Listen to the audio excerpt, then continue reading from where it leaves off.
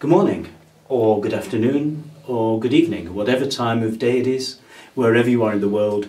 Welcome to the City and Guilds International ESOL and International Spoken ESOL Teacher Development Workshops. I'd like to explain the background to the workshops and then take you through in more detail about what we hope they can do for you as a teacher. The workshops online give us the flexibility to reach teachers that we wouldn't be able to reach in the normal run of things. So it's a wonderful investment in teacher development, and I say teacher development, not teacher training, because I think there's a significant difference. We're all trained teachers, but development is something that continues and continues, and we can all continue our professional development and help our learners to become more confident in using language and ultimately in acting as candidates in a test. Sorry, I forgot to introduce myself. My name is Vincent Smidowicz, and I am a jack of all trades in the world of English language teaching. I've been in teaching for over 30 years as teacher, as director of studies, examiner for the City and Guilds examinations, and as a consultant. I've represented City and Guilds in many different countries. I think most usefully, for your purposes, I am a teacher and teacher trainer. My job is to teach learners and also to help their teachers to teach them. What I've done is to put together practical teaching ideas from fellow teachers, which we'll share with you in this series of workshops. It is a series of workshops. This is the overview, but I'll explain at the end that you'll also see there are individual workshops on the skills of reading, writing, listening, and we've also subdivided the International Spoken ESOL. There are workshops on range, fluency, pronunciation, accuracy, and of course, communication. The format of the workshops is intended to be very interactive. Now that may seem strange with an online workshop. You may be following this on your own, but it's not a presentation. It's not a series of lectures. It is a series of tasks for teachers. If you can work together with a colleague or colleagues, it will be even more useful, lots more interaction. But if you are following this on your own, you will get feedback, because after each of the tasks for teachers for you to reflect on and make notes, you'll have feedback from practicing fellow professionals.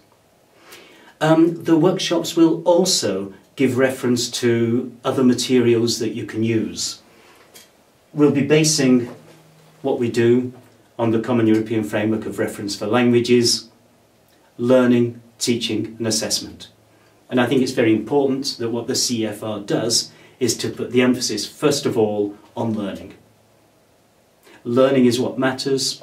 Teaching is an essential part of the process, and the actual assessment comes at the end. It's still very important. Qualifications are more and more important in today's world, but what we want to do is to give you methodology, practical ideas, lesson plans, games, fun, anything that you can use to make learning more effective and teaching more effective for you.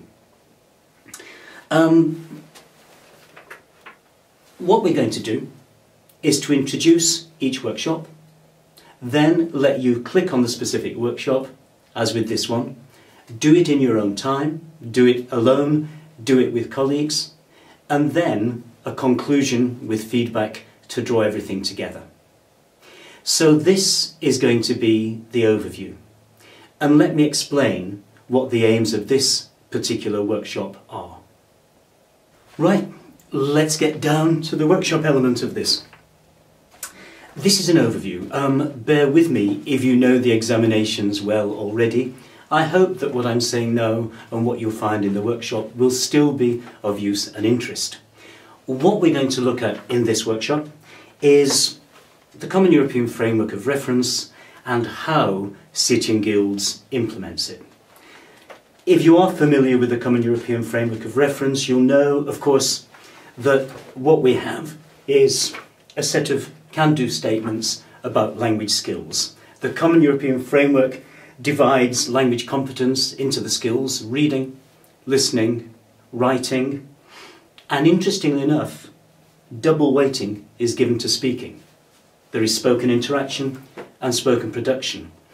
And in the workshops, we will be reflecting this and focusing particularly on the skills and sub-skills of speaking, as well as listening, reading and writing. Also in this workshop, we'd like to introduce, or maybe reintroduce, the City and Guilds International ESOL and Spoken ESOL tests. One of the unusual features about the tests is that candidates can opt to take different tests. They can do just the spoken, or they can do the reading, writing and listening. They can also choose to do a different level in the different skills. We as teachers can advise and help them as well as prepare them. There are different levels to International ESOL and Spoken ESOL as there are to the Common European Framework. Without giving too much away at the moment, because we'll explore these in the workshop, City and Guilds does provide teaching support materials all the way across the levels from A1 up to C2. We will be looking at that in a little more detail. Also in this workshop and in the others, we'd like to draw your attention to various teaching books, methodology books, which may help inform your teaching. We don't adopt any one particular teaching method or approach. Good teachers can teach well if they use a method with which they and their learners are comfortable. We do, however, suggest that you use a communicative approach overall, because that is how the tests themselves are assessed. And what you'll find as we go through is that the classroom technique of engage, study, activate, which first came out in Jeremy Harmer's How to Teach English, is a model that works well. What we've done in this workshop and in the others is to produce tasks that we hope you can enjoy, but also that you can learn from, that's the study element, and also that you can actually use in your classroom with your students. So what you're going to do shortly is a model of what we think you can successfully do with your learners. We will also present the format and the focus of the tests. It's very important that candidates and teachers know what to expect. It's very important the test should be valid as well as reliable. We'll look at what we mean by validity, reliability and many other things. Also, I would like to give you an assessor's point of view.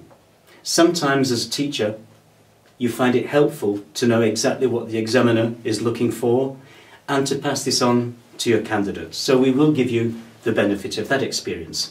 We've also drawn together a group, a very diverse group of successful teachers of ESOL. In my role as Director of Academic Development, I'm in touch with many teachers whom I constantly ask for ideas that I can pass off as my own.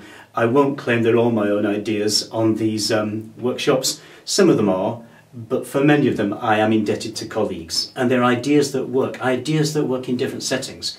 You may or may not even be aware of the implications of teaching in unilingual, monolingual and multilingual groups.